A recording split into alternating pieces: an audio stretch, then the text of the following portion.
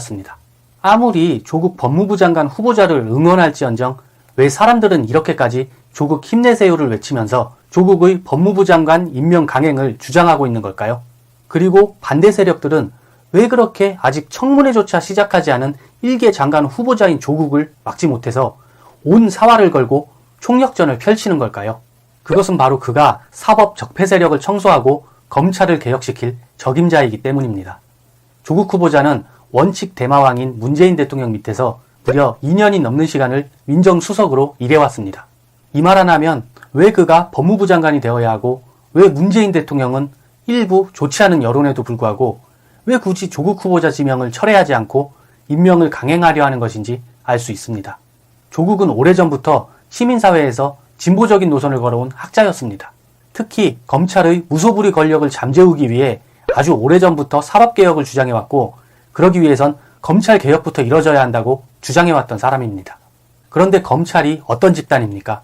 대한민국에서 가장 강한 권력을 지닌 집단입니다. 그런데 일개 교수였던 조국이 검찰을 개혁해야 한다고 하니 높으신 검찰님들 입장에선 얼마나 가짠고 화가 날까요? 우리는 아직도 일개 평검사가 대통령인 노무현에게 고졸 출신이라고 비웃고 맘먹던 것을 기억하고 있습니다. 특권의식과 엘리트주의로 점철된 검사들이 대통령도 무시했던 바로 그 검사들이 이번엔 일개 법학교수를 찍어 누르려 하고 있습니다. 언론에서는 마치 조국 힘내세요가 일부 국민의 여론인 것처럼 만들고 있지만 이 운동의 실체는 사법 적폐 세력들을 청소해달라는 국민들의 바램이자 목소리입니다. 대한민국 에서도 나왔지만 중국 상중 지역에 대해서 집중 조명을 받고 있습니다. 무엇으로? 디폴트로. 자, 이 상중 지역 한국과도 굉장히 거리가 가까운 지역인데 중국 경제 규모로 치면은 3위 지역에 해당됩니다. 자, 지난 10년간 쉬운 대출을 활용해서 대규모로 성장한 대규모 산업 그룹이 집중돼 있어요. 대기업들이 많이 몰려 있더라. 석유화학과 알루미늄, 철강들이 주력돼 있어서 자, 대한민국 미세먼지에도 크게 일조한 지역인데 자, 현재는 중국의 민간 기업 디폴트 심각성을 나타내는 상징이 된 지역입니다. 자, 지난 3개월 동안 산둥성 소재의 민간 기업 6곳이 디폴트 상황이 펼쳐지면서 야, 이거 중국 기업에 대한 연쇄 디폴트 우려가 커진 상황이에요. 자, 근데 이렇게 3개월 동안 6개의 기업이 무너졌다는 소식이 들었어요. 어떤 특정 지역에서. 자, 그러면 한국에서는 그 어떤 지역의 기반의 산업들이 좀 무너지나 보다 이렇게 간단하게 생각하시는 분들 많은데 이게 해외 언론에서는 굉장히 크게 다뤄졌던 부분입니다. 왜 그러냐? 이 기업 6곳에 대한 부채 규모가 무려 113조 원이에요. 기업당 평균 부채 금액이 20조 원이 넘는 거예요. 자, 그러면은 20조 원? 기업 하나당 부채가 20조 원이라고? 그건 지역에 있는 중소 중견기업이 아니네. 예, 맞습니다. 시황그룹은 직원수가 1만 6천 명이고요. 위화화공그룹은 직원수가 5,600명, 루이과기그룹은 직원수가 2만 명이 넘어요. 여기는 중국 최대 섬유 제조업체입니다. 산신그룹은 직원수가 3,000명, 중농신다그룹은 직원수가 1만 2천 명이 넘습니다. 자, 대한민국 30대 그룹의 임직원수 평균적으로 9,742명에 비교하면 어이구야, 이게 간단한 문제가 아니네. 이런 식으로 대기업이 3개월 동안 6곳이 부도 위험에 직면했다는 겁니다.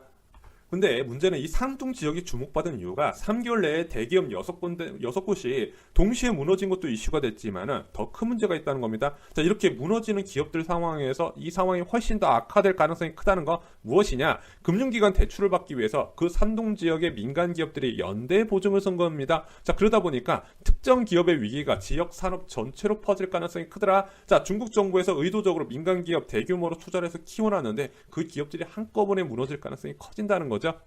자, 그런데 이 디폴트를 선언하는 기업들, 회사채에 대해서 이자를나 원금을 상환하지 못한 디폴트를 선언하는 기업들 부도 처리가 됐을까요? 안 됐어요. 그 기업 망했을까요? 안 망했습니다. 영업활동을 하고 있는 상황이에요. 자, 대한민국 IMF 사태와 좀 다르죠. 대한민국 IMF 사태 같은 경우는 기업 어음을 막지 못해서 기업이 부도 처리되거나 화해 신청을 받게 되게 됩니다. 자, 그래서 그것에 대한 영업활동이 중단되는데 중국 같은 경우는 그래도 영업활동을 지속하고 있어요. 어떻게 그게 가능한가요? 중국은 어음 제도가 있긴 있어요. 그런데 그 어음이 부도 처리됐을 때 기업의 부도 처리까지 이어지지가 않고 그 해당 어음만 부도 처리가 되는 차이점이 있어서 정상적으로 영업이 되더라 망한 건 아니다라는 인식이 좀 깔려있는 부분이에요. 그럼 이 회사채 어떻게 되나요? 채무 조정 과정에 거치게 되는 부분이죠. 그런데 잘 보세요. 회사채가 부도가 났어요. 회사채가. 자, 회사채가 부도가 난 회사에서 정상적으로 영업을 진행할 수 있을까요? 어느 중소기업이 여기다가 납품을 하겠어요. 정상적인 영업이 이미 불가능하다. 이미 부도 처리가 됐다. 이렇게 보시는 게 나을 것 같습니다. 이번에 산둥성 지역에 최근 3개월간 디폴트 선언한 기업들 평균 부채가 20조 원이었어요. 자, 이 20조 원이 다 회사채만 있을까요? 아니겠죠. 금융기관 대출이 훨씬 더 많겠죠. 그러다 보니까 금융기관 역시 부실화가 심각한 상황입니다. 자, 최근에 중국 중앙은행에서 직접 조사했을 때 13%가 파산 위기였어요. 전체 은행의 13%가 파산 위기라는 겁니다. 자, 그러면은 이 13% 파산 위기라는 게 그럼 나머지 87%는 정상적으로 흘러가냐? 이 조사했을 때 당시에 이자 잘 납부하고 있으면 그래도 어느 정도 안정된 기업으로 평가했을 텐데 아까 말씀드렸잖아요. 기업들끼리 연대 보증을 섰다. 그러면은 그런 대기업이 지금 대출이 부실화되는 상황에서 그 밑에 중소기업, 중견기업 상황은 말할 것도 없이 심각한 상황이라는 거예요. 전체 87%의 금융기관은 안전한 상황이라는 게 아니라 언제든지 터질 수 있는 폭탄이더라. 근데 저희가 지금 민간 기업에 대해서만 말씀드리고 있는 부분이에요. 자, 중국 금융기관이 민간 기업에는 대출을 꺼리고 국영기업에는 여전히 대출을 잘해주고 있거든요. 근데 지금 안전하다고 인식된 국영기업까지 위태위태한 상황이에요. 자, 2019년 2월에 중국 국유기업이 20년 만에 달러채 디폴트에 빠졌습니다. 어느 기업이냐? 칭하이 투자그룹이라고 한 곳이 20년 만에 달러채, 자, 해외 발행 채권에 대해서 디폴트를 선언한 거예요. 자, 내용을 좀 잘 들여다보면요. 2019년 2월 22일 날 3억 달러 규모의 미국 달러 표시 채권에 대해서 이자 금액에 대한 디폴트 122억 원에 대한 규모에 대해서 디폴트가 났더라. 1998년에 광동 국제신탁투자 부도 이후에 처음이더라. 자, 근데 이 칭화 투자그룹이 규모가 어느 정도냐? 임직원 수가 14,000명이에요. 알루미늄 전문 업체 수인데 직원 수가 14,000명이더라. 이 기업이 디폴트 상황에 빠졌다는 거죠. 근데 그것은 시작이고요. 최근에 중국 최대 원자재 거래 국영 기업까지 디폴트 상황이 펼쳐졌습니다. 텐진 물산 집단이라는 기업인데 여기가 중국 텐진시가 100% 보유한 지분을 100% 보유한 국영 기업이에요. 자, 2019년 12월 17일 날 3억 달러 규모의 채권에 대해서 디폴트를 했고요. 전체 해외 채권은 21억 달러 규모로 알려져 있습니다. 근데 이 텐진 물산 집단이 얼마나 커다란 기업이냐? 포춘지 선정 132위에 포함된 인프라, 물류, 광산, 자동차 부품을 총망라하는 임직원 17,000명의 초대형 기업이었어요. 그 기업이 디폴트 상황까지 펼쳐진 겁니다.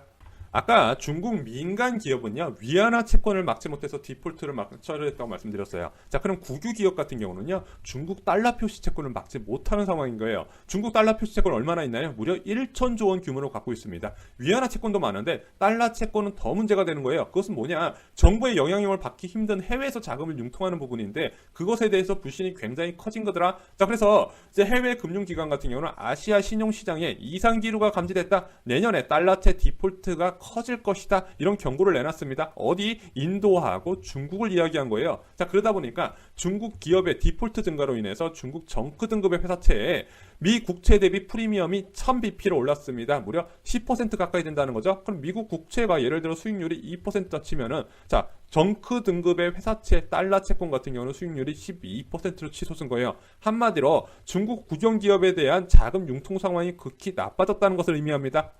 앞으로 중국 기업에 대한 달러채